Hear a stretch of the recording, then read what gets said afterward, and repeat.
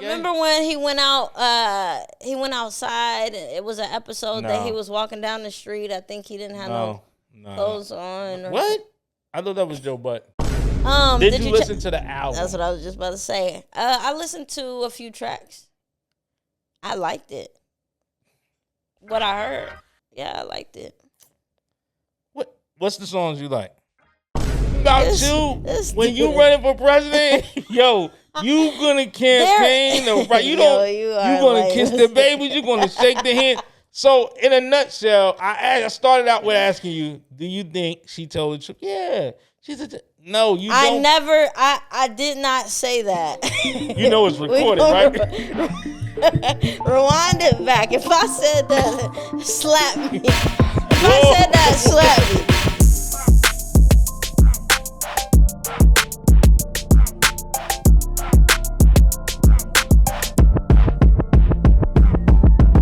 Welcome back to another episode of our podcast. Is this thing on? All right. I'm your host, Alexis Renee. And I'm Chop Diesel. And you could have been anywhere in the world, but it's a reason you're here. We don't always see eye to eye, but at least we try. We try to do it. For y'all. I don't know about today. We may not see eye to eye the whole episode. We ain't gonna see eye to eye no part of this episode. It's been a lot going on, y'all. Nah, no it hasn't. I feel like I've been targeted. You got targeted this week? Yeah, I feel like I've been targeted by you. Based on what was the first target? I gotta explain it in order for them to understand. The first hold on. Let me check to see. You got your dancing shoes on? Because you about to tap I'm not listening to you. Okay. Okay, cool. So this is what I feel. What episode is this? This is the 5th episode? Yeah, that's what they say. This is the 5th episode. So look, as you start, the crowd is I appreciate that. I appreciate that. Thanks for the applause. Yeah. Now let's get to some real ish. So we on the 5th episode, and while we're putting episodes out and seeing getting a new rhythm, working together on a consistent basis in this atmosphere, I'm learning some things, yo. I'm learning some things. Me too. And you know what? Okay, first I need to take it back to last episode. Can we do that first? Yes, ballerina. Okay, so last episode, there was when I was listening to the playback. When I was listening to the playback, you said something I want to ask you about. What, I said something? Yes. Wait, I thought you were talking about you being targeted. Okay, go ahead. It's the same thing. Okay, let's go. All right, what did I say? And I feel like I should have delved more deeply into it. Why is everything so funny? Because I don't know what you're talking about, but go ahead. Okay, so there was a part in last episode where you said, stop laughing. I'm trying to be so for real. Okay. Now, you had said something about you feel like you're talking too freely. Oh, yeah. So I wanted you to elaborate on that. No, we not elaborating. No, we got to. We didn't. What do you mean? Because this is what I feel. I feel like that is tied to my problem. You ain't got no problem. What do you want to know? I just said, feel like. You sabotage him. You're trying to have me have beef with people. What? Yes, no. J. Cole fans. Yo, you keep bringing up J. Cole, and we have to talk on it once you bring it up. Now, like I told you before, I'm going to speak freely. I don't think that I'm speaking too freely. I think that, you know what I'm saying? My opinions might be a little too harsh for the average listener. So, in my perspective. So, I had to curb how I say certain things. I still got to be me, but, I don't want everybody so offended. People being, they get really upset. So, and I don't think people realize that being in front of a microphone like this in this setting is a really responsible position. Nah, you're responsible. It is. You do have to be or understand what you're saying. Some people just get in front of the mic and just say whatever. I'm cool with everything I say. I understand. We're not going to put nothing out that we wouldn't be comfortable with doing. Yeah. But You listen.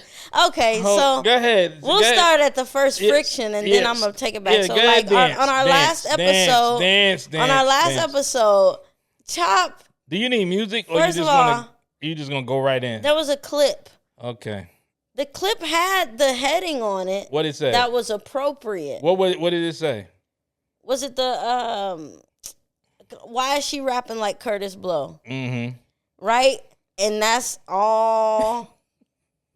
So, quick question: games and innocence. Should I, if I could get my phone, I could show what you said to me when I sent you the message. What did you say? Why do you keep bringing that up? Because that's the truth. That don't even have nothing to do with the argument, and that's a really terrible place to fight your fight. That's a perfect place to start. So you tried to say that everybody don't know the details like we do, so let me walk them through it. Basically, there was a clip that we released to promote the episode, and it said, "Why is she rapping like Curtis Blow?" Yeah. Perfect.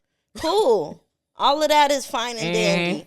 I scrolled down to and I took a screenshot so we can put in this episode too of how Chop tried to set me up. So let me actually read it verbatim and tell me. I need y'all to. I'm not crazy. No, you say that again. I'm not crazy. Oh, okay. So this is what Chop put. What did he put? When millennials don't have any respect for Gen X hip hop battles. You didn't. That's crazy to say. That's what it was. No, it was what not. happened was let's put it in context. We was talking about J. Cole battling. You said, and I was saying like, he might be a little too soft, or he might be a little too not prepared for a real rap battle. And you said, again, if I'm referencing real rap battle or intense, you went and you poked fun at the Gen Z rap battle style of how they used to battle back in the day. No, we were talking about the topics of we were talking about not talking about violence. We were talking, so I was saying, it would make more sense because it would have to be something that wasn't violent. You wasn't trying to spin a block on somebody. So I was saying. But where did you go? You skipped a whole bunch of rap battles and you went all the way back to the 80s and said, hold on. So for me to reference No. What you does said, that mean I don't have respect? Blow the whistle again. That's crazy. You didn't have. You know why I know you didn't have respect? Oh my God. Want me to tell the people why you don't have respect? Because when I sent you the message about it, I said so. I tell them what I tell them what you said. You said I'm gonna get the. Don't nobody want to hear that shit. So that means you have no respect. That's not what I said. That is exactly what you said. No, that's not what I said. And you put the doodle emoji. You put the doodle emoji. I'm gonna give you the exact. Did you not put the doodle emoji? The doodle emoji was delivered. So what does that mean? So this is what I said. Moments later. I said we gotta tweak this caption a little bit because scared. I don't like it saying that no respect for Gen X battles. But let me stop you. Hold on. Don't stop me because you just kept moving. Let me say the caption also said LOL and had laughing emojis, which lightheartedly said it. God. We wasn't going in like it was serious attack, like it was the millennials versus Gen Z. You're trying to make older niggas not with my point of view. And that's crazy to do to me. Yeah, right. Can you bleep my cussing out? Because I don't want to cuss into the... stop cursing. I didn't mean to, but you get me so... And listen, no, because you're trying to cut out the rest. So I said... She said I'm trying to cut it out. Go ahead. Okay, so I said I don't like it saying that I don't have no respect for Gen X battles. I said we got respect for it. We just don't want to hear that today. No, what does that? So what are you talking about? Come on, you acting so. Nobody. That's like me telling you, you know what? I got respect for Miles Davis. I got respect for Ella Fitzgerald, but I don't want to hear that blank today. That's no respect. No, that is not respect. That was disrespect. No, it was not. Anybody out here feels... First of all, let me talk to the people real quick. Talk to them. I want the people. I don't want you to try to sway their perception. Listen. I want the people that if I sent you a message and referenced something as SHIT and saying we don't want to, you spoke for a whole generation. Here we don't want to hear that SHIT. What does that mean? And with a doodle emoji. Let me say this again. It had a doodle emoji in the text. First of all, Did it have a doodle emoji? I already confirmed. Okay, cool. Now, see, this is how you like to wiggle your. I'm wiggling. Yeah, right. I'm the wiggler. This is how you like to wiggle. I'm the diddler and the wiggler. All right. Let me readjust. You better. Yeah, you in the hot seat tonight, No. Huh? This is how he liked to wiggle.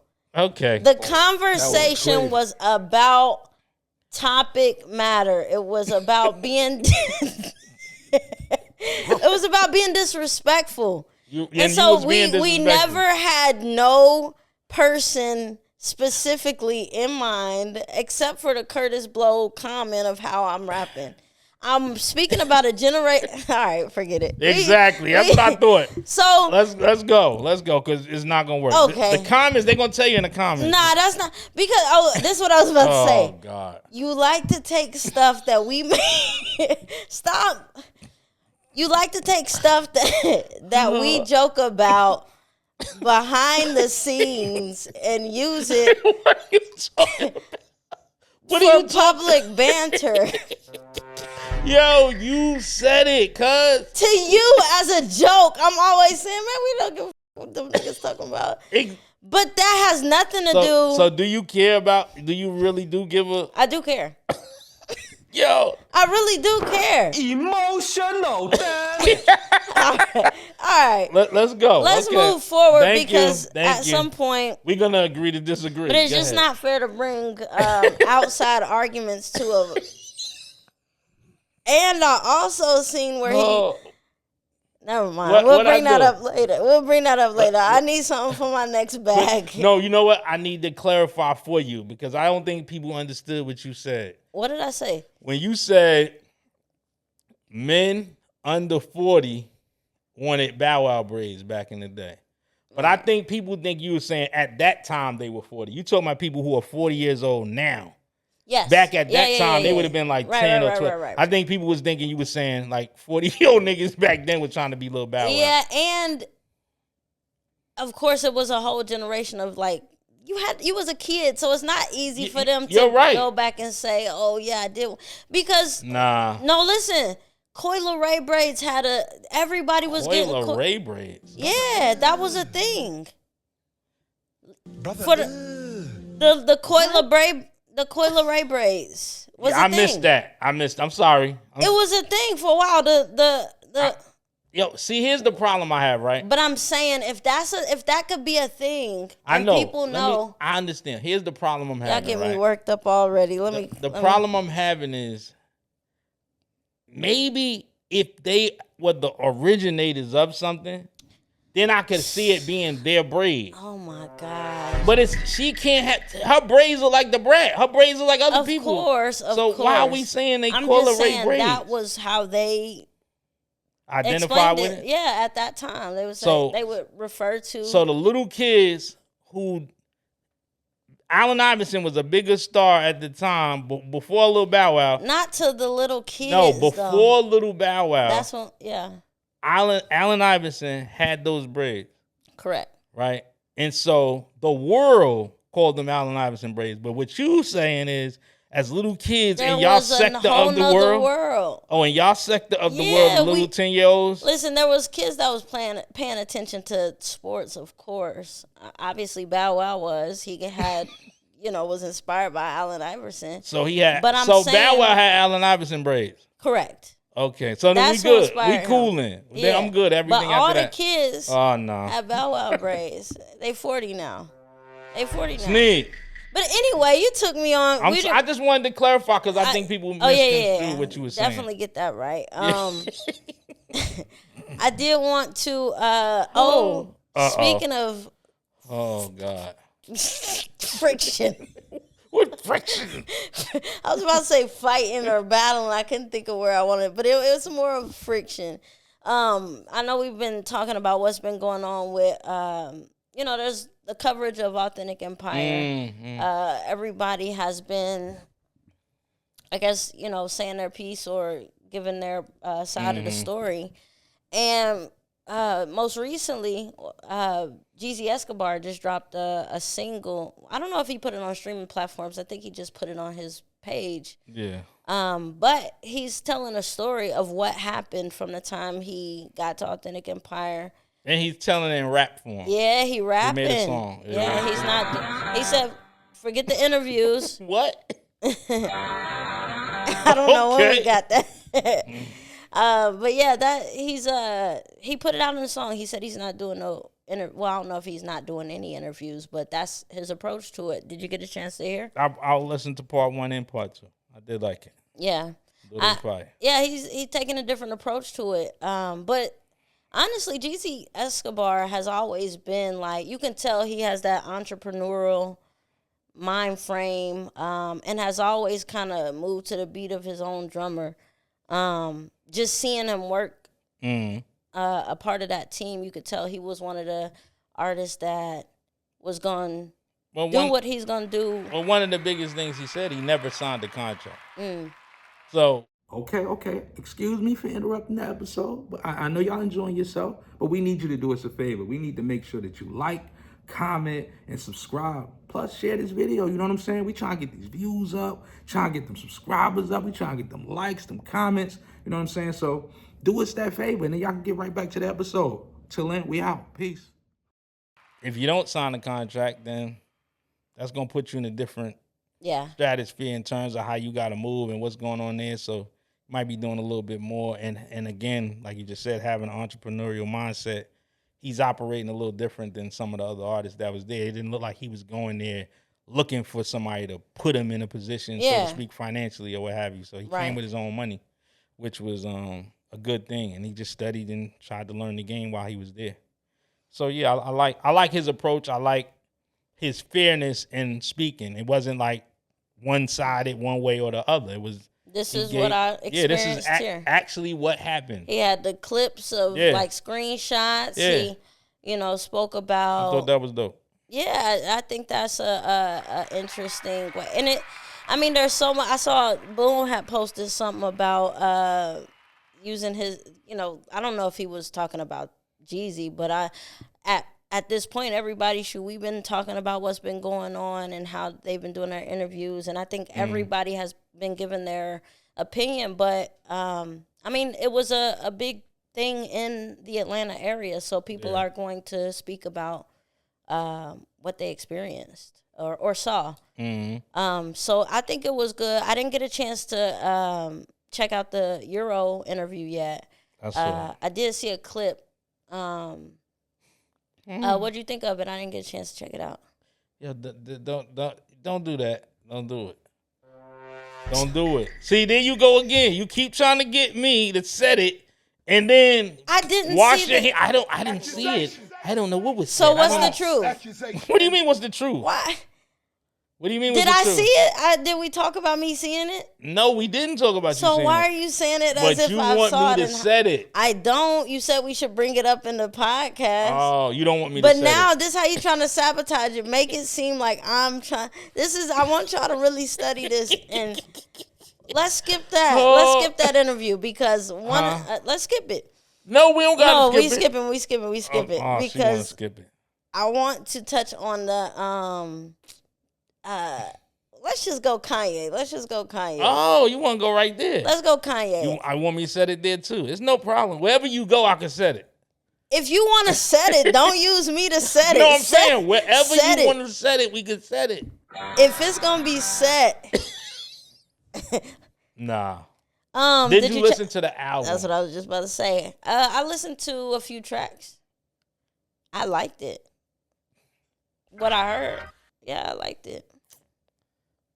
What's the songs you like? I don't remember the name. I know you don't. You know why you don't remember the name? I listened to it one time. What's the name of the songs on Dark Twisted Fantasy you like? Oh, I love Blame Game. Thank you. You can name a plethora. Oh my God, them. This came out. You can't name them because they're trash. Why would you say that? See, there you go. I tell you. I was trying to refrain from saying it, but you brought it up. You can't bring up garbage and I'm then saying, think I'm why not would you say it's trash? It's not good. It's not good. And I'm not comparing it to other people. I'm comparing it to him. What he's done and what he's accomplished and what he do. From what I heard. No. And I do need to give it another listen. You can give it all But it did have have that Kanye feel that we haven't felt in a long time. Like, without the over-the-top effects, and it was... It's mad galactic, yo. Stop playing. Maybe I didn't get to the galactic part. Did you hear the first song? Did you hear the second maybe song? I need to go back. Yeah, you better. I really it's mad don't galactic. remember. It got like... But I remember I did like it. Another one. You don't like galactic? Nah. You're not a galaxy type Nah, of... I'm in the stratosphere. Nah. It's not Kanye. It's I'm gonna go back and check it out. I'm gonna go back and check it out because I didn't get a chance to really dive deep. I wasn't in no music listening mood. That's kind of sad. Yeah, I mean, is it a reason why you're not? Yeah. Why? I mean, nothing is tugging at me. Oh, that's the nice way to say it. Nothing's tugging at me. I get it. Man, I get it. Why do you do this? You running for president. When you run for president, you can't really just be like all over the place with what you want to say. But let me say, this the same guy that said people is stuff saying is trash. What do you mean people are saying what? I'm saying people are saying my delivery might be a little too harsh for the average person. Who is the people? It's more than 3. Trust me, it was more than 3. You said it was only 3. Who is the people? I just want to know what kind of people is it like. I can't speak. They don't want to be. They don't want to be talked about on the. Oh my God, Is this thing on? He be making so much. Is this stuff thing on? up. They don't want to be talked about. Let me pull this up real quick. I wanna. It's no telling what you trying to pull up. I mean, okay. We could talk about. I'll save some stuff like the random miscellaneous stuff to the end. Okay. Because I do got some stuff that you may not want to hear about, but I think should be announced. I'm with whatever you talk about. You already know me. Well, Lil Nas X. You went right in for something. Lil Nas X, his charges got dismissed. All right, let me stop you real quick. Yeah. What is his charges? Because I don't even know that. Remember he got when he had was gay? Brother, he got charged with being gay. Remember when he went out? He went outside. It was an episode that he was walking down the street. I think he didn't have no clothes on. What? I thought that was Joe Butt. Lil Nas X did that, and so I guess the charges, as long as he goes into his treatments, yeah, like some, because the nigga was walking around naked. Yeah, he got to do a treatment. I'm surprised. I didn't know. I'm sorry. You didn't know that it went. I know that something happened with. Let me keep it real with you, right? Any person, place, or thing that I'm not with, when it pops up, I just avoid it. So if I'm scrolling and I see something I don't really go in any further. Oh, okay. I mean, I just was following up on a story because I remember that. Well, it's good that you did because somebody cared. I'm just saying I'm the wrong one. Yeah, but I wanted to make sure you knew. Why? Well, I got to put it on my calendar. We on a podcast because I want some information you don't have access to, and I want to. I'm never gonna have access to it. Yeah, I don't want that access. No, but I just thought that was funny to bring up to you because I know you really don't care. So that's why I was like, you never lie. Get that information. But that was dope because the timing of it was perfect. Yeah, because I gotta change the hatred. Hatred. I don't hate anybody. I love everyone. Well, he sabotages me. I love everyone. Okay, so I watched this interview, and I don't. Okay, so I'm gonna let you pick. Do we do CEO Charlie, or are we gonna go to the? Go CEO Charlie. Okay, I like CEO Charlie. So Sneed had sent us this clip of CEO Charlie. What did he change his name? I mean, what is his name? It's Charlie. I don't know. But I know him as CEO Charlie. He used to have Spit Your Game. He used to manage 2 Chainz. Used to manage Travis Porter. White guy who was like young in the mix. He was shooting videos for Soulja Boy at first. And he was doing this interview. And it was a really good, it was long too. It was like 2 hours and something. Did you see it? Yeah. I thought that was, first of all, I feel like I learned so much about him. He's a little over the top. Yeah, with he's the, very eccentric and over the top. Yeah, but I could see how that, like, you need people like that around you that's like, yo, we got this, we can. But he had a near-death experience twice that you got, I could see how you could be like It prioritized risk in it. his life what matters. Because quickly. he walked away from the whole music thing at the height of what he was doing. He walked away. Like, not many people that'll do that. You know what I'm saying? Once you find your true purpose, and that's what I think it is with him. He found his true purpose and what really matters to him, and that's all that mattered at that point. Yeah. You know? So I respect it. I think, again, he's a pretty weird guy, but I think that he's one of because we always talk about like culture vultures or like. Nah, he definitely not a culture vulture. Like people that aren't. No, he really cares. He really is. And he was even talking about some stuff of, how he operated with the artists that he worked with. And he was like, I don't even want to, if they want to walk away, I would rather just let them walk away. Like, I don't believe in having people's masters and, Yeah. I thought that, one thing that he said is he invented the term dad hats. Huh. Did you hear that? Did you know that? Nah, I didn't know that he invented the term. Yeah, I guess it was on Spit Your Game, or at that time he said he invented the term dad hat. So we got to give him the. No, we not giving nobody nothing just because they said they invented the term. But we ain't had nobody else claim that, so we got to give it to the first person that claimed it. Yes, until another nigga say, yo, you dangerous. Yo, she said, what? We got to give it to him because he claimed it. Yo, I know mad niggas from Jersey City that claim mad stuff that they didn't invent, but they be saying it. So I'm supposed to give it to him to somebody else. Until somebody claim it. Like if you find $20 on the floor, it's yours until somebody else claim it. If nobody around. Yo, you dangerous. Okay. You Christopher Columbus. I was just about to say that. That's what Christopher Columbus did. You mad Christopher Columbus. He discovered somewhere where people was already living and But it was a few things in that interview that was interesting. He brought up he said the rule of 62. I heard that. I understand what he meant. I think that may have been significant to him personally, like some, numbers you might see over and over in your life. But I think the message was consistency. He basically, for the people that didn't hear it, he was talking about when he went back and looked over his career, the number 62 would be something that he would see over and over. Like, it took 2 Chainz 62 records to get a number 1 before they got a Billboard record. Yeah. And he said with Travis Porter, it took 62 records.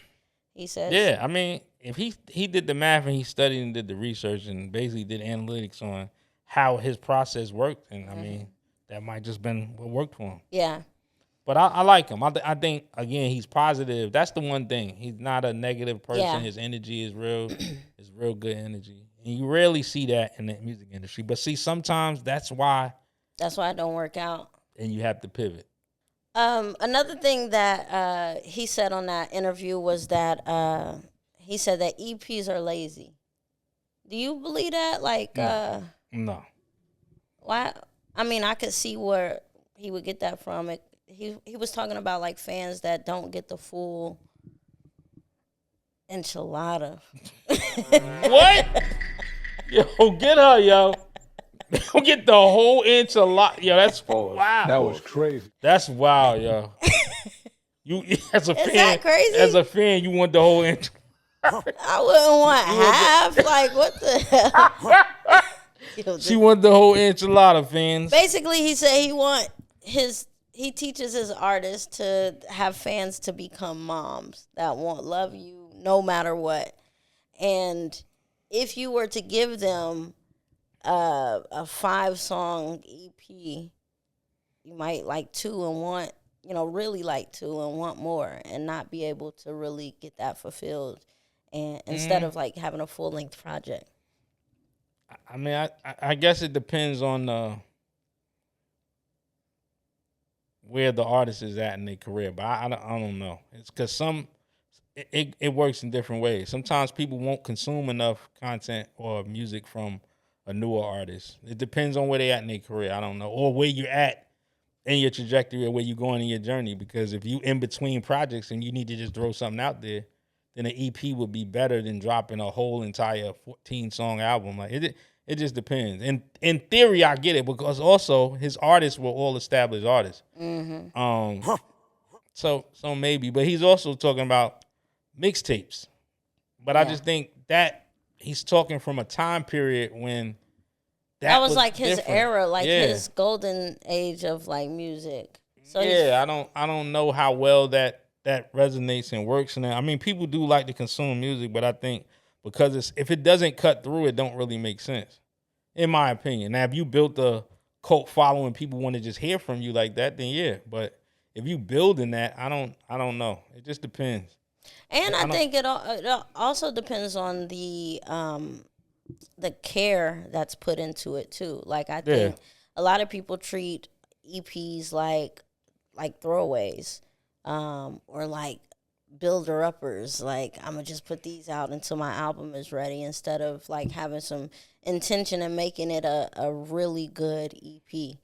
Yeah, that's what I'm saying. It just depends on, you know, the presentation, the rollout, the whole everything. Because, you know, something like you saying, if somebody just goes and just like, need this to fill up space in between this and that, and I'm just gonna take these collections of songs. But if you do a conceptual project, or, you know what I'm saying, it just depends. I don't necessarily know if that's a blanketed statement that works. Just saying that it's lazy. Yeah. I wouldn't say that. Oh, I didn't even see you there. That's crazy. Listen, since you're here at our studio and it's just me and you, let's make an agreement. If I let you watch the rest of the episode, at least go to the comments, say something nice, please, because we still a small channel, so we see everything, and we're going to comment back. Like it and share with a cat, a turtle, a uncle, a granny. Share it with somebody. We just want some views and some engagement. Turn the notification bells on. And let's have a new relationship. Can we say that? Is that weird? All right, I'm gonna let you get back to the episode. Me and Chop got some stuff we gotta talk about. So stay tuned. Has EPs always been a part of like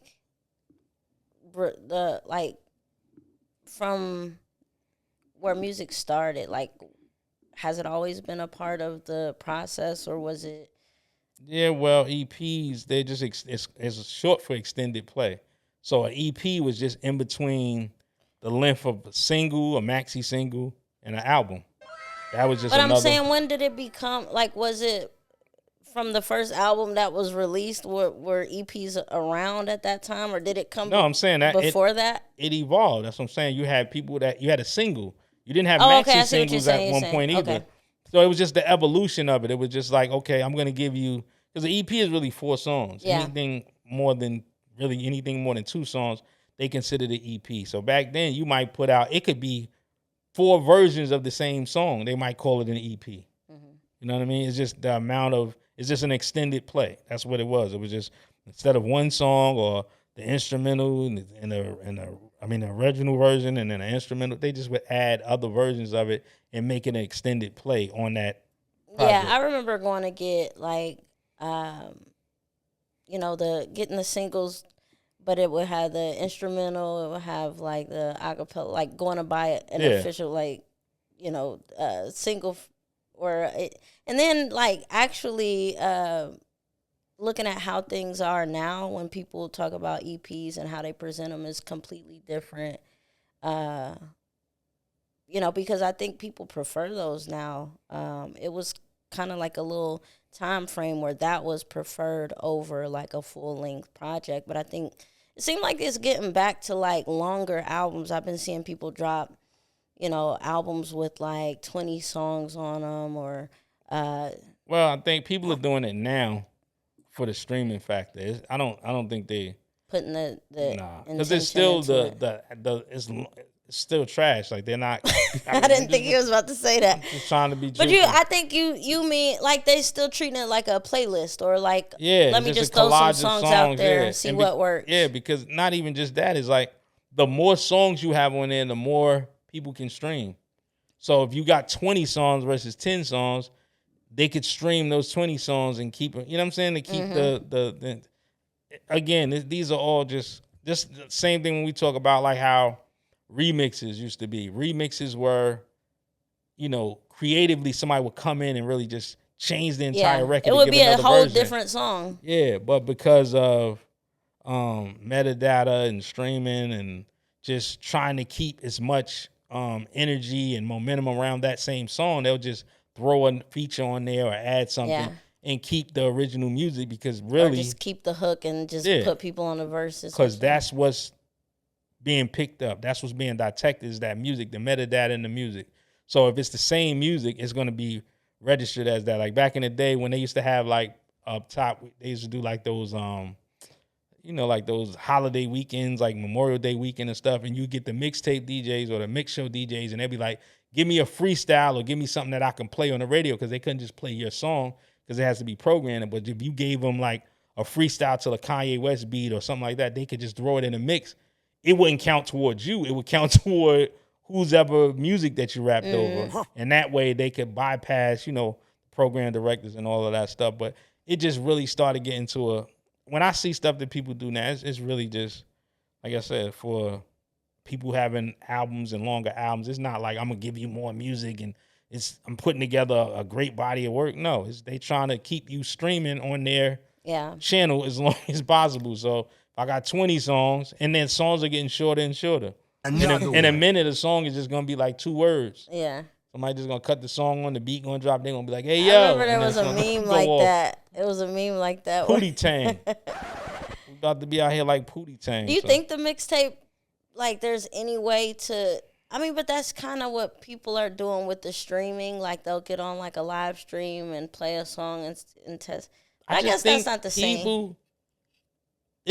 I'm confused. 2 things I'm confused about in terms of the mixtape, quote unquote, the mixtape DJ, right? The mixtape DJ. So if we look at social media or any type of discovery of music today, it replaces what the mixtape used to do. That's how we would introduce people to new music. Yeah. Right? It went from, the streets, the club, whatever it was, but the mixtape at one point was what the internet is now. But what I don't understand, why, maybe I'm missing the component of why it doesn't make sense to me, but I don't understand why DJs aren't making playlists and picking and choosing artists and putting them on the playlist and promoting those playlists the same way they used to drop mixtapes. It's the same principle. Like if you wanted to be on a Clue tape, whether you paid or not, I'm not even talking about from the payola standpoint. I'm just talking about a DJ saying, this is the new joint.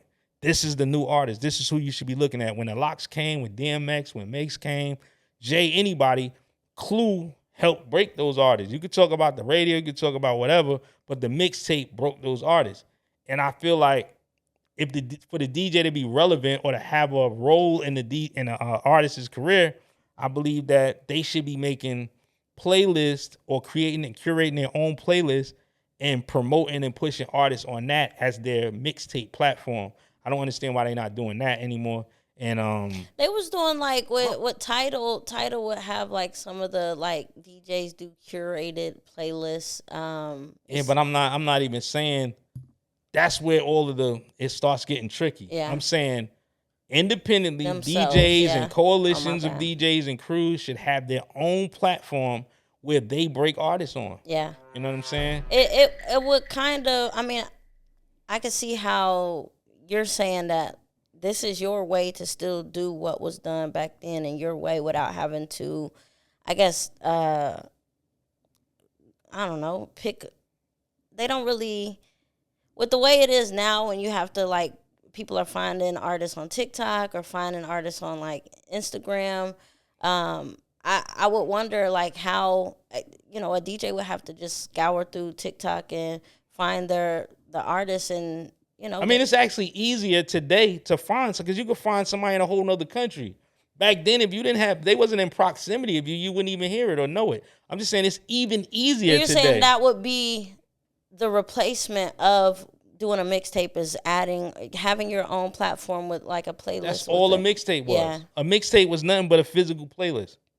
It's the same. But I'm trying to think, so would they just put a new playlist every week, or would they just keep adding? However, they drop mixtapes every month. Yeah. It's the same concept is what I'm saying.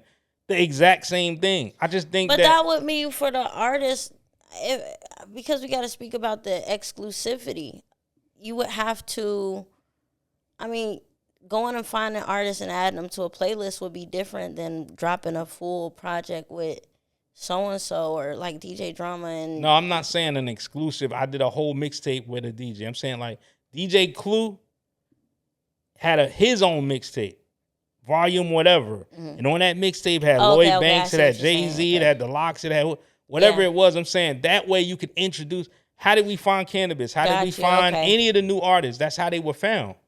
Even Scream, all of these people in the South was doing mixtapes. Yeah, okay, I see what you're saying. Same thing. No, I'm not saying like do a whole Gangsta Grills mixtape you're with saying somebody. like this is how you are supposed to be introducing. This would be the best way to introduce new music now. That way DJs could have a role in it. Right now, artists don't even value DJs because technically it's hard to find where they would fit in. Yeah, I see what you're saying. I say that's a component that I'm just like, maybe I'm missing something. That's why nobody's done it or is doing it, but that just doesn't. It makes the most sense to me. Is like you convert to the technology of what exists now. It's like with everything, like embrace the technology that you're given. Because I mean, I know we were speaking about the title playlist and how they was doing it. It was becoming a thing. Tuma was what was that? The Spotify when Tuma had the playlist or the they had their playlist that they did, but I'm saying that was all about what that was. That's a whole nother. Come on.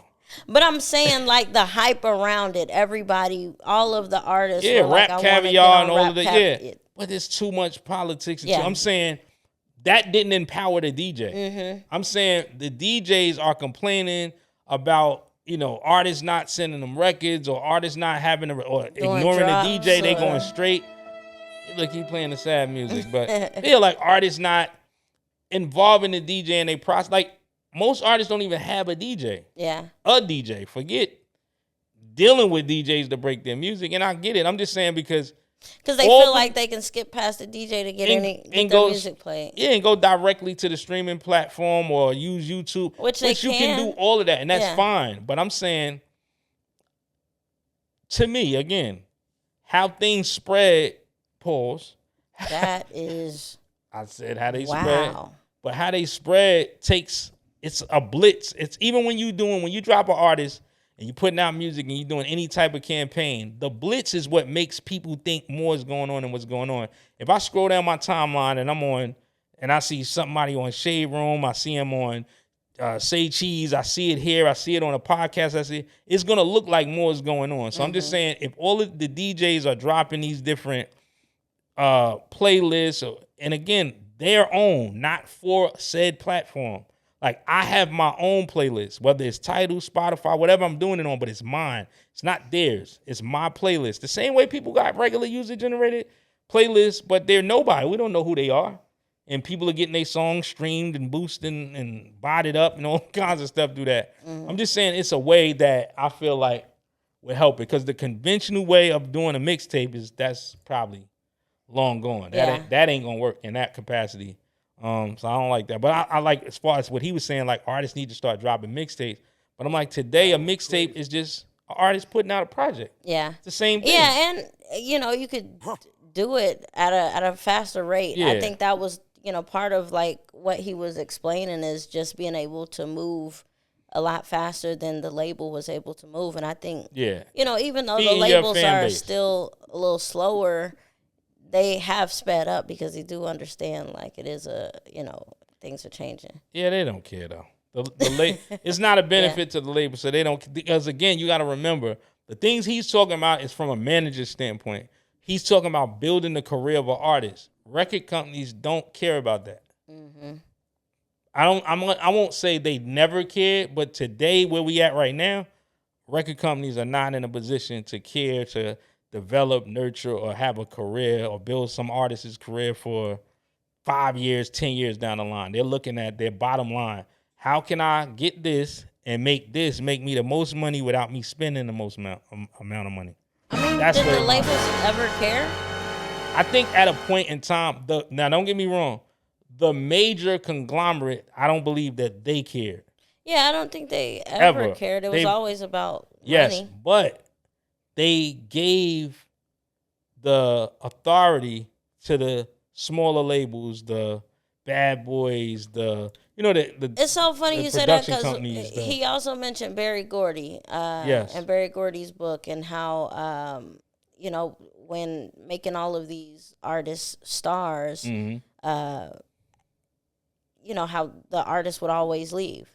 And I forgot how, you know, what the lesson was or what the other side of it, but he was talking about how he spoke with his manager that worked with his mom as well, and just how it changed his perspective on being a manager. Oh yeah. And how you have to make the artist feel, as opposed to being like, I did this for the artist. Yeah. He said he started approaching artists and saying, what's your dream? Like, what do you want to do? And how can we, because that's ultimately you work for the artist. As a manager, that's why your commission, the artist gets whatever, if it's 90, 10, 85, 15, that's why you get the smaller point, because you work for the artist. Even artists have that confused. They like, I'm going to sign with a management. I'm going to sign, I need a manager to pay for this. I need a manager to do. No, your manager helps you fulfill your concept, your dream, your vision. And you really got, but I think another part of that is a lot of artists don't really have a vision. Well, I won't say a lot of artists, because the artists do have the vision, but it's a lot of people within music that aren't naturally artists that don't really have a vision, so they really willing to go with what anybody, whoever is going to get them further than they are. They already are, yeah. It's like, hey, let's go with that. So I think it's important to be like, okay, what is it that I want? Have a time and, you know, decide what direction you want to go, so you can explain it to somebody and they can help you get there. Okay, what's up? I was just over here, you know, editing an episode of the podcast you're actually watching called Is This Thing On? All right?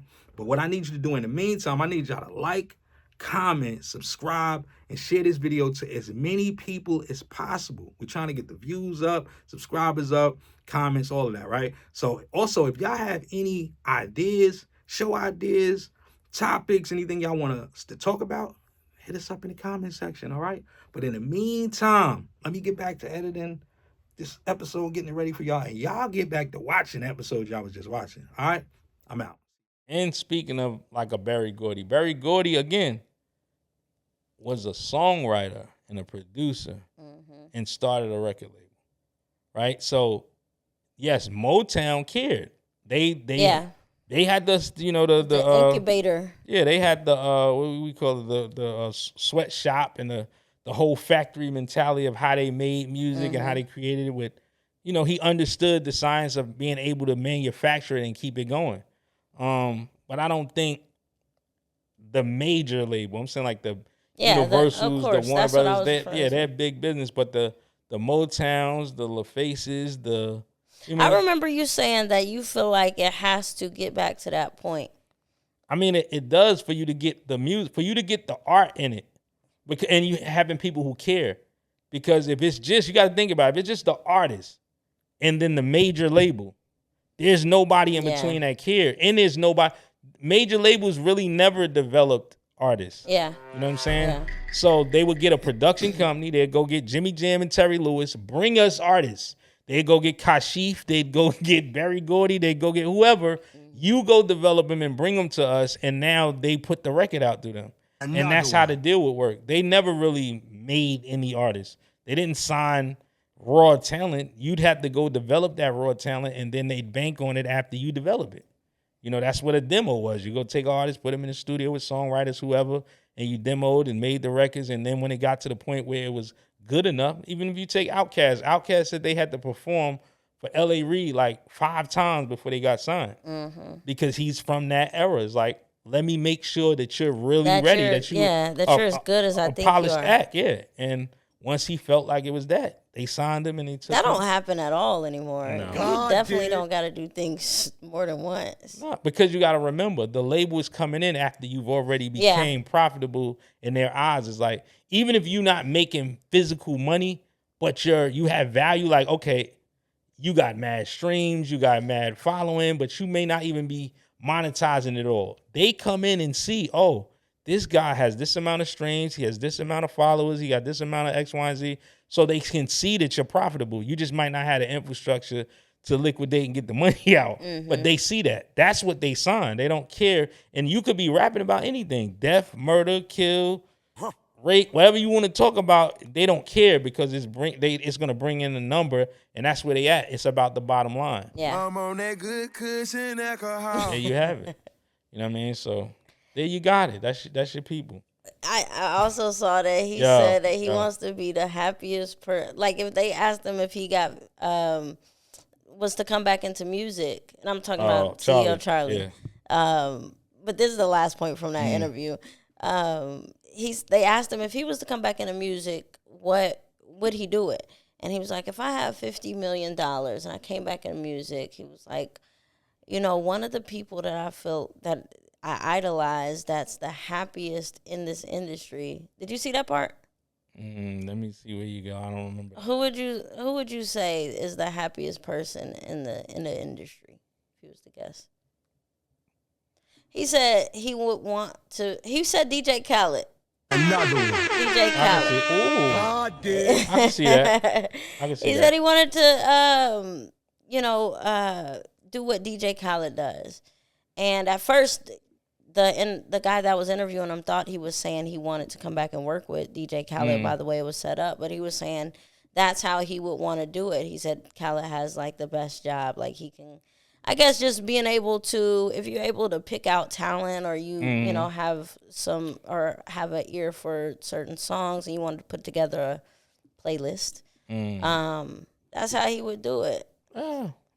I wouldn't. I think that was an interesting, because I didn't know he was gonna take it to Khaled. I was like, I could see that, because I think that's a good space, because Khaled is like, you can't really hate on him. The pressure ain't on him as much, and you can't hate, like, his energy is just dope. Like, his energy is dope. So I his quotes are God did. God did. You know what I mean? So Another one. But there was another interview I had watched. I watched Bank.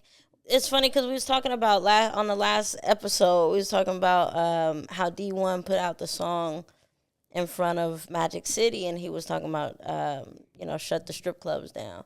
And so Bank had him come through and did an interview. I thought it was a really, really good interview. It was. Okay. I'm like, are you gonna? No, he did. I mean, I think it was both of them, and I really thought that it got intense at one point. Bank had got a little frustrated. He was like, this is what's pissing me off. But yeah, he started bringing up some of the points. He started talking about, asking him, the reason he was doing this, is, and what people were thinking about it. Did you watch the full thing? I didn't watch it, and I watched probably 45 minutes of it. It was a long interview. It was probably like 2 hours and 30 minutes. I will watch the rest of it, but I'm okay. saying, you're saying that to say what? Like, his stance is the same stance throughout the entire interview. Who? D1. I mean, both of their stances were the well, same. I think here's the problem with it, right? I don't think that D1 has a overall perspective. I think it's just, like he was saying, how do you say what you're saying is right and what somebody else is saying is wrong, even if you don't agree with it? I may not agree with your stance, but it doesn't make it right or wrong, because depending on the circumstance, that could vary. So, example, if you say you want to do away with all of this stuff, now trust me, I'm a person. I don't want to hear all this crazy rap and all of I get it, but then it can't just stop there. You got to, like Bank was saying, well, then we need to get to the core of the actual real problem, because it's not just the music. That's a reflection of the real issue. The music is not the end or be all. That comes from somewhere else. So but he spoke to that too. He was saying, I do that as well. Do you? I'm also a teacher. I've also worked, he said I speak out about everybody doing it from every level. He was like, but I can't do everything. People need to pick a side, pick a problem, and get to work. So his problem is in hip hop. So that's where where he just does what he do. Yeah. Nowhere else. But what I'm saying is, no, that's not true, because he's a teacher. He's a professor, and he's been working with kids. If that's outside of music. No, I'm saying, but your core issue that you're not on platforms talking about that. You're on these platforms talking about just music. And music isn't the problem. It isn't the core of the problem. That's like let me get back into what my real point is, that it's too broad for you to just say that, just to point out the strip club or just to point out one aspect of something. It's too broad. That means you don't watch movies. That means you don't go to the movies. That means you don't patronize. Like, you can't stop with just that. It's, if you're gonna just call that out, it's a lot of things to call out. Accusations. It's a lot of things to call out. You can't just sit and get fixated on that and say, but you can't hang with people, you can't talk to people, you can't co-sign nothing. You can't even be on certain platforms if that's the case. You can't. If you go to the extreme that he's going to, it's just, to me, don't get me wrong, I'm not saying that he's disingenuous like your homeboy, but what I will say is it's a thin line there for me with him. Yeah, I mean, I think for his own personal gain somewhere in there, it's a thin line for me. I don't know. It's kind of, I don't like. But I mean, this is something that came up because of he speaks on things as they come, like it with the Atlanta Hawks basketball thing. I respect that. That's why he's speaking on that. I respected that. So that's why he's doing the Magic City thing. It became a big thing. He's doubling down now at this point. Is that the part that you have an issue with? No. That I understood because I believe that if you don't stop certain things, it'll go too far. Yeah. So I believe, yes. Should the Atlanta Hawks or whatever, is that the Hawks? Yeah. Right? It's not the break. Yeah, the Hawks. They shouldn't have a Magic City day or time where kids and everybody co-mingling. It's not just like some adult separate thing from people. And I think that if you don't do that, it's already bad enough with social media where you can go on Facebook and watch a whole porno. You know what I mean? No matter how old you are, anything. So it's like too much stuff lives in one place. Yeah. So I understand the separation of, we might need to keep things separate. He said now he's about to start shooting videos he's going to have videos in front of all the major strip clubs in Atlanta. I think that's just being controversial. I don't think you're doing it. That's what I mean. That's the part where starts to become. So now he's an artist, though. Like, at what point do you not let what you really feel live in your art? Do he go to strip club? I don't know. So is he gonna go in every corner and every hood with niggas selling drugs and set up and do the same thing? I mean, now, I'm just asking because you got. I don't know. He's not. What I'm saying is this is trivial and controversial, and you can use it to build up the attention around what you're doing. That's the part where I feel like it's like, come on, my man. But you can say what you you're saying. Listen, I don't go to strip clubs. Don't go to no strip club. I don't go to strip clubs. I don't go to strip clubs myself. But I'm not, and I think it's kind of crazy that people go spend thousands of dollars and just, I'm not with all that. I get it. But I'm also I'm not going around picking in strip clubs. Like, that's like, what I'm not going doing no videos in front of no strip clubs. I mean, but I can still have a stance without having to do all that. Now you're going around talking about you're going to do songs and videos in front of all these like, what are you doing? What is he doing? He getting freaky. What's going to happen is, and this is what I don't want to happen, but I feel like it's going to have to happen. He's got some skeletons, and he going to have a scandal behind something that he doing. He might want to chill. It's going to be something attached. We human beings. Everybody got some stuff with him. Chill out before they pull the Congratulations. You just played yourself. Chill, because I think you're going too far. Nobody's perfect. Nobody's as godly as you want to be, and as much as you're striving to be God-like, we still always gonna fall short. We humans, so it's things you're gonna. You so can't. You think him doubling down and now going too far? Yeah, you're going too far. I just want to make this point. I know we gotta, but with him, I don't think that. First of all, if that happened with the Hawks, and then you made a response, and then you shot a visual in front of Magic City, if it had picked up traction on its own, and it is controversial, how do you say it? Yeah, that way. Then that's a part of like. That's cool. But when you go and campaign and make that, oh, now I'm gonna go in front of every. But the song is called "Shut Them Down." Shut them down. So, what other? What else is he supposed to do? I mean, that would make sense. He already started it. So, do you think that just because that is gonna be the backdrop of all of his rollout with this, you think it's him not really being genuine? Praise him. All right. I don't know. I feel like he made a lot of good points in the interview. Listen, I agree with his stance. You can have a stance and go about it wrong. Your actions may not line up genuine, or it may not come across genuine. It's still learning to do. Like for everybody, I think that he gotta. Listen to people's feedback. Yes, you gotta read the room. You don't think he was? You gotta read the room. Open to anything that Bank was saying.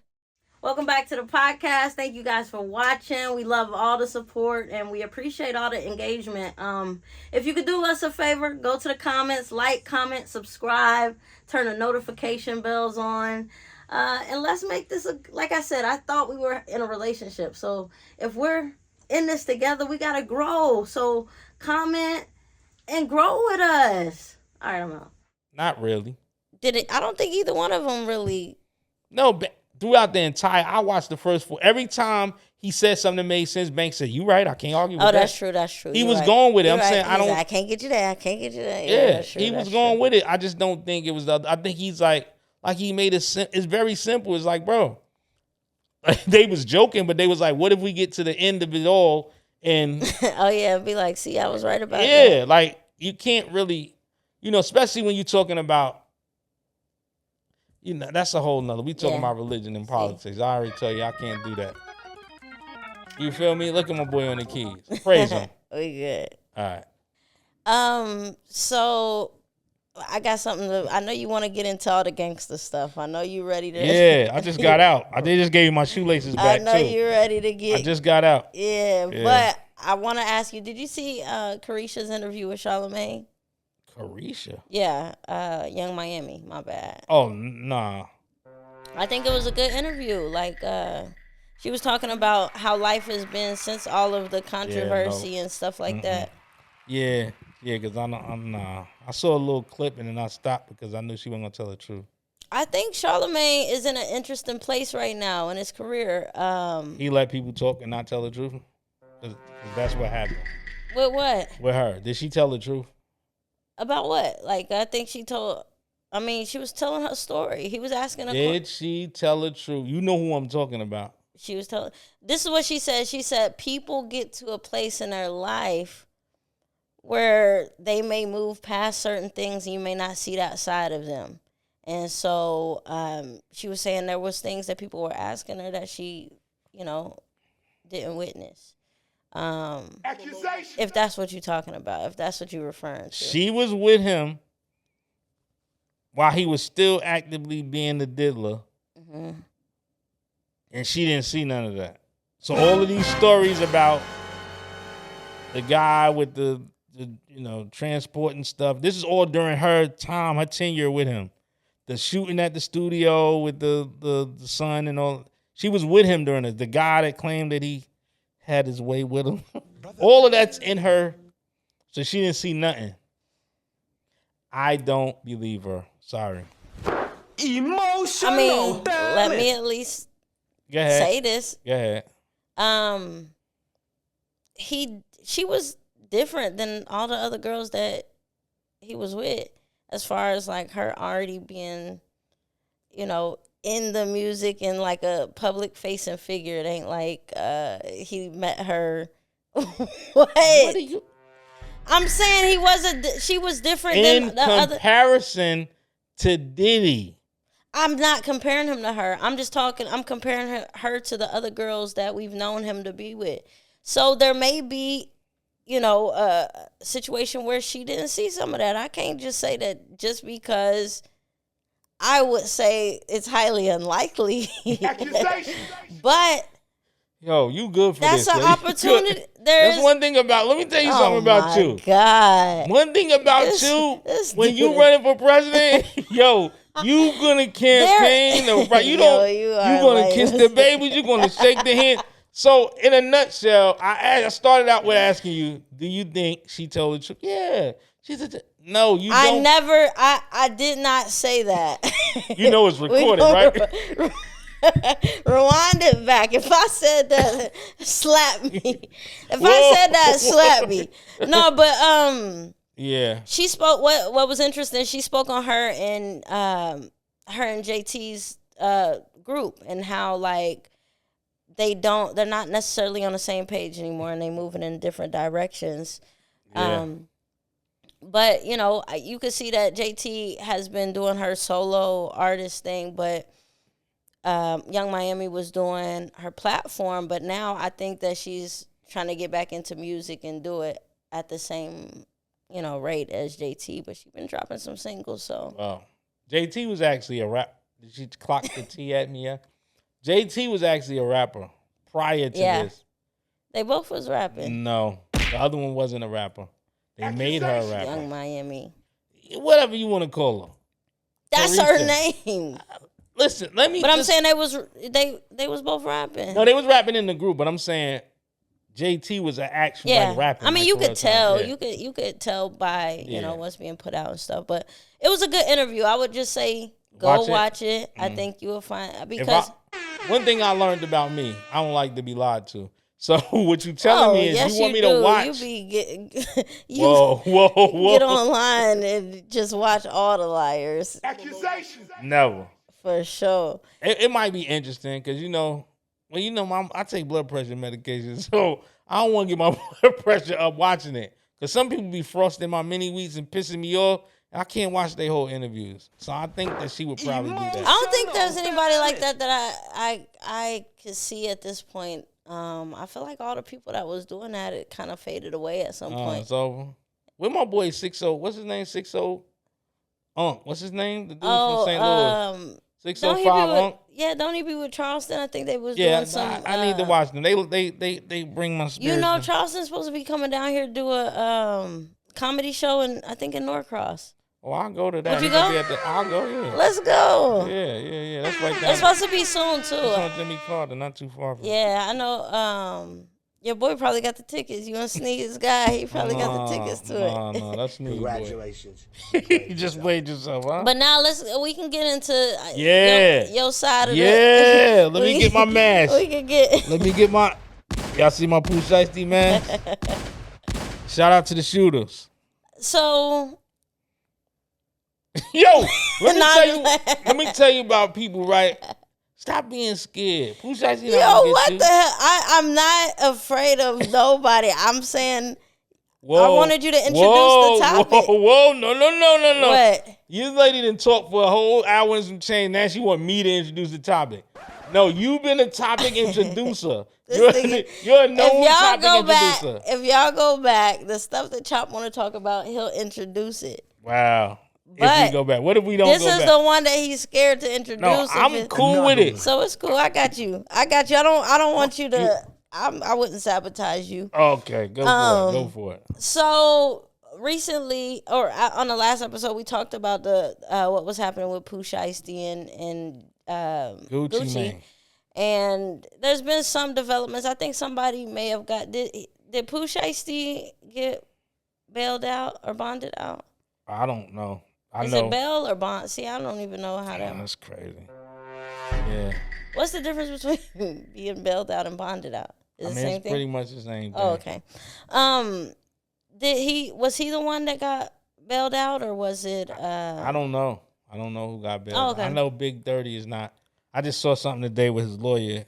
They said he had a bond hearing to be able to get bonded out. Saying he's not like a flight risk or he's not at risk to leave and all that, so they're supposed to be giving him a bond or a bail. Mm-hmm. I mean, what I wanted to talk about was as more and more information is coming out about. I don't know what's real, what's not real, but I mean, for the federal government to come lock up 9 people, there's some truth to this story. It can't be totally made up. People was trying to say it didn't happen and they didn't rob him. And I mean, I just don't. I definitely know that it must have had happened. Maybe it's a difference of stories of how it happened, but it's. I don't think the federal government is gonna come lock up 9 people and put that story in the atmosphere if it didn't happen. I did see some reports the other day, maybe yesterday, where it said they didn't have enough evidence, that there wasn't enough. Did you see that? Yeah, I mean, that's what everybody's trying to say, that there's not enough like evidence. It wouldn't be able to hold up. Yeah, but why would you go get them? That's what I'm saying. There's something this story. But they also said that there was So I got a question. An officer. Before you go. Exactly.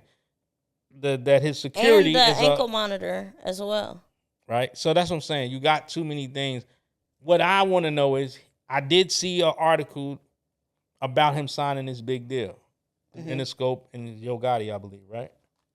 Is the he just signed it recently, or within the time frame of this happening. If you're signed to Gucci Mane at Atlantic Records, you can't just go do that. I mean, we all know that, right? I'm not. Well, and that's what I was thinking, because him signing off on that, it wouldn't stand up, right? Like if. What you mean? To sign something under distress or what? Under duress. Under duress, my bad. That it wouldn't. Here's the thing. If he said that's what was happening, but then he'd have to say what happened. Yeah. So I believe if it did happen, they figuring we gonna press him. We gonna do it. He's a street nigga. He's not gonna tell what happened, and then we gonna go do this deal, and we gonna get X, Y, and Z. Because allegedly, while Pooh Shiesty was in jail, I don't know this to be fact, but this is what they're saying, and what he's saying is that while he was in jail, Gucci Mane made over $25 million off of his whatever catalog music that's been streaming, whatever, the whole time. And when he was asking for money and trying to get paid or what have you, they didn't pay him. So now I know how record deals work, and he could have gotten whatever amount of money, or could have generated whatever. If you haven't recouped in the way that they say you're supposed to recoup, then he probably didn't give you no money. But if you got presented with this new deal and you want out of your deal, he just took it, Congratulations, you played yourself. He just took it, another direction, not the legal way. So if that happened, that's kind of crazy. And if you got an ankle monitor on, it's just, all of it sounds crazy. If you really did this it sounds too, like, I don't know. It just sounds like. All right, here's what I'm asking. A lot of things that's like way far-fetched. Did you see the interview with Pooh Shiesty when they asked when he's about to freestyle? And he said he could rap about anything and freestyle? Yeah. That interview makes me believe he did everything they saying he did. That was the funniest clip. Yes, so. It was like lock in a sock. Hit him with a lock in a sock. Yeah. That was so funny. I think that's one of the, like, one of those viral videos, like the Soulja Boy when he like, pow, pow, pow. Yeah. It's one of those. They animated it and everything. Sounds like, he could have done it. But the real question of all of that we talking about is, do you think these artists, the thin line of being so street and being so, obviously his mentality of, if he did this, because we're going to say alleged because it hasn't been proven, but if this happened, this is like the worst display of like a street remedy to try to fix business. That's like the craziest thing. Do you think that the pressure of these artists having to live up to the reputation that they so street and they so hood, that they got to do that kind of stuff? Do you think that's like, yeah, it's a little, you kind of, especially with like how everything is like direct to consumer now. Like you just hop on Instagram or you can hop on stream or whatever. We've even seen people like get shot on stream, or you know what I mean? Like, which is, I would never expect that to be something that's a part of the actual, music industry. Maybe outside. At this point, I feel like it should be. I think it's sad to see our community just start to like put this stuff on display, and then you actually see the lyrics start to play out in real life, because a lot of people just thought they were just listening to music, and thought. Not with Pooh Shiesty. They couldn't have thought that. But I'm saying he got his own mask, yo. I told you. I mean, I really didn't. For sure, he definitely got his own mask. But I didn't think that this was. You used to always say like, "Yo, this stuff gotta burn down. This gotta burn down." You don't believe me? I do believe. I mean, since you started saying that, it's been burning pretty consistently. Infiltrated the music industry and the music business with all of this. So it's different. People come from, Jay-Z came from the street, right? We know that. We know for a fact he came from the street. But he learned how to play the game in corporate America. So because people come from the street doesn't mean you can't come into this business because you're in the street, so you can't put them in it. But you have to conform to a degree. Not saying lose yourself, who you are, your integrity, or being a stand-up person, but the antics that's for the street, like you can't get, I want you to release me. No, I'm not gonna release you. Okay. I'm gonna kidnap niggas, rob them, and make them sign. You can't do that. Congratulations. Another one. I mean, you can. I mean, technically you can if that's what happened, but I'm saying it doesn't really make sense. It doesn't, you. So I got one better, right? People in a position to change their lives, their families' lives, and to throw it away just for ego. Well, see, that's the point I'm trying to say. How crazy do you have to be to think that you were going to do this and get away with it and just carry on to have a regular life and career? Do you think people think that they're going to get away with it? I don't even know if they think that far. So why would you, again, we saying alleged, why would you do that to get released out of this situation so you can go do another deal? It's like you thought that was the answer. Like your mental capacity, your mind made you think that if I do this, because they're still operating from the rules of the street. Like I just said, they thought he's a street nigga. He not gonna tell, which maybe he didn't. But you got a off-duty security police officer with you. He might tell. You got a cameraman. He might tell.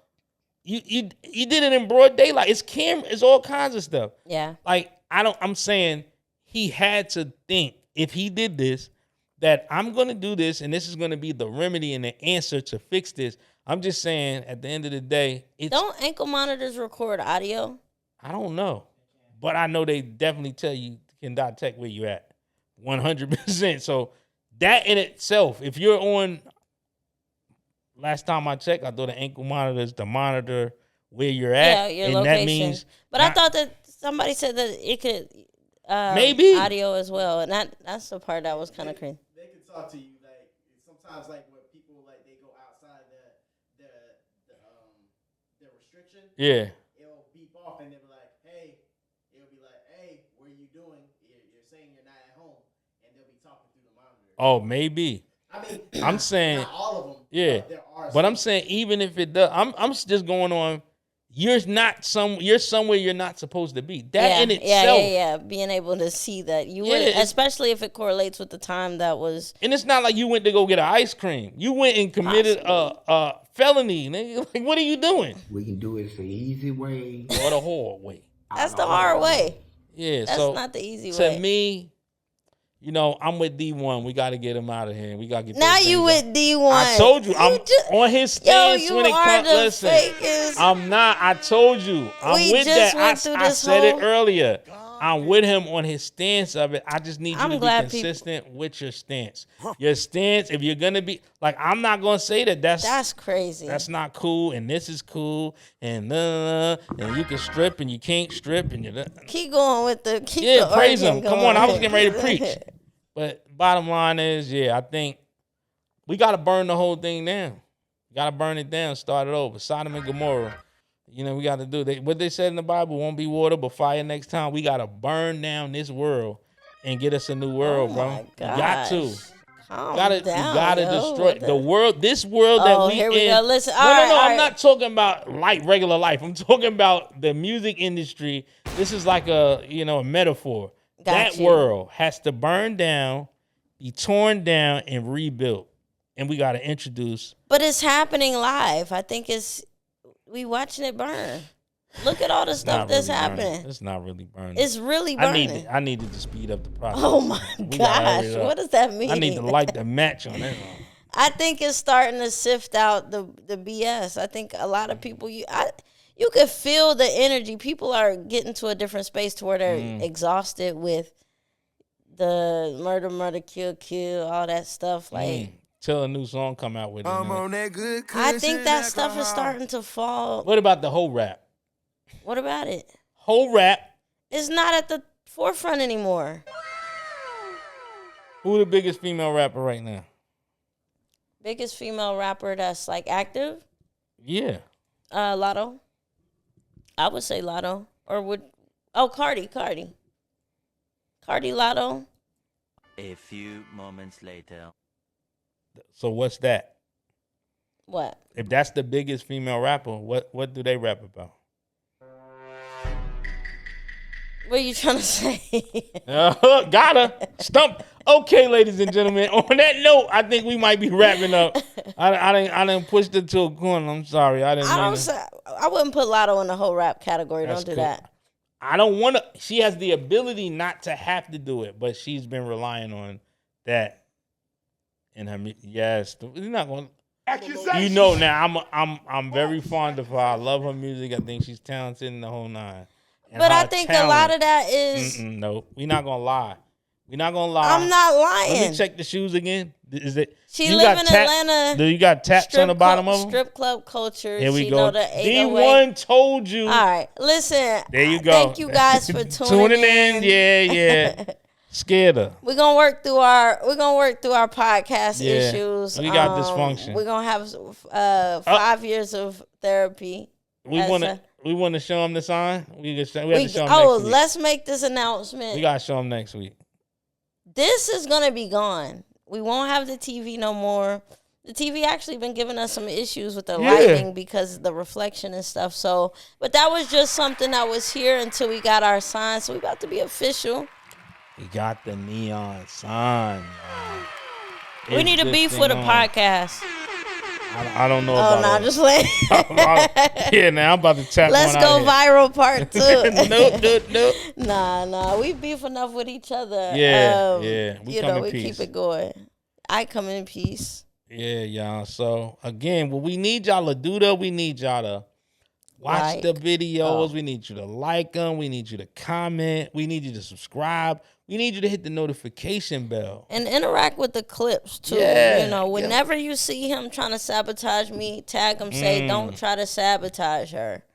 Have my back. God did. Yeah. Have her back if you can. If you can. If it's a stance. We both right. No. Who said that? We both right. Hey. Listen, we... As we develop, here we go. As we develop, we definitely want some feedback. I think that as long as people keep, sending topics, I know that there's gonna be a lot of things that we talk about, and we kind of, getting our direction down a little better and what topics work best for us. But we do want to hear what you guys like. What type of topics I like when Chop gets into his music industry bag. Yeah, and it could be. It don't gotta be necessarily current. It could just be a topic. Nah, I'm gonna save it for next episode. What? No. You ain't what? We'll do it next time because it's too long. But just mention it so we could. Another one. You don't need to know about it. Well, it was the thing with Chris Brown kissing the I meant to bring that. Yeah, but it's too. The past two. Yeah. No, it's not because she was married. I know. I'm saying it's gonna be too long to keep it going right now. But I'm saying what's the time at, Sneak? It's too long. Yeah, it's too we long. got time. No, we ain't got no time. It's too long. All right, yo. Well, like, comment, share, subscribe, follow our the ITTO network. ITTO on all platforms. We're gonna get our clips channel up. Start that. And get that going because we got to get the clips up on YouTube. But make sure you follow the ITTO Network on all platforms. We got our TikTok going too. And follow us individually. Mine is So Alexis Renee. And mine is It's Chop Diesel. Yeah, so thank you guys for tuning in to another episode. We got more coming soon. And we out. Peace.